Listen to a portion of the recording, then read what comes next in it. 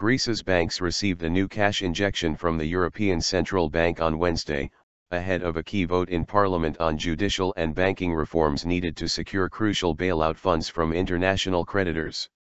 An ECB official neither confirmed nor denied to VOA reports that the ECB decided to increase emergency liquidity assistance to Greek banks by about $980 million, the second such cash injection in just under a week. Earlier in the day, Greek Prime Minister Alexis Tsipras met with bankers as lawmakers began another emergency debate on a second package of reforms demanded by the ECB and the International Monetary Fund. Greek banks reopened Monday for the first time in 3 weeks, but capital controls remain in place. During the meeting with bankers at his office in Athens, Tsipras stressed the need for a stable banking system. "What is important right now is that the system returns back to normal. And at the same time, we have to ensure that our vulnerable citizens will not be harmed by the new developments," said Tsipras. Speaking to reporters after the meeting with the Prime Minister, the president of the Hellenic Bank Association, Luka Katsli, said the return to banking normalcy was in everyone's interest. Together with the Prime Minister, we discussed the next steps we must take to ensure that the banking system returns to normal. It is everyone's goal that this difficult period comes to an end and all the restrictions on capital movement and withdrawals are gradually lifted, said Katsli.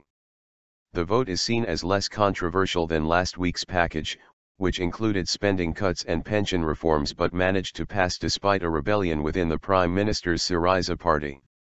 The pro-government newspaper Avgi has called Wednesday's vote a crash test for the Syriza party that could determine whether the government survives or whether the Prime Minister is forced to resign. Depositors have swarmed into banks to tap their accounts. While the government eased restrictions on withdrawals, the amount of money people could take out of their accounts was still limited to $455 per week. In the 3 weeks prior, the government had allowed withdrawals of only $65 a day from street-side cash machines. Greek consumers and tourists also faced 13 to 23% higher taxes on a series of consumer goods, including coffee, restaurant meals, taxis, and ferries to Greek islands. The levies were part of a new austerity plan that Greece was forced to accept in order to reopen talks with the lenders on a $93 billion bailout, which would be its third in 5 years.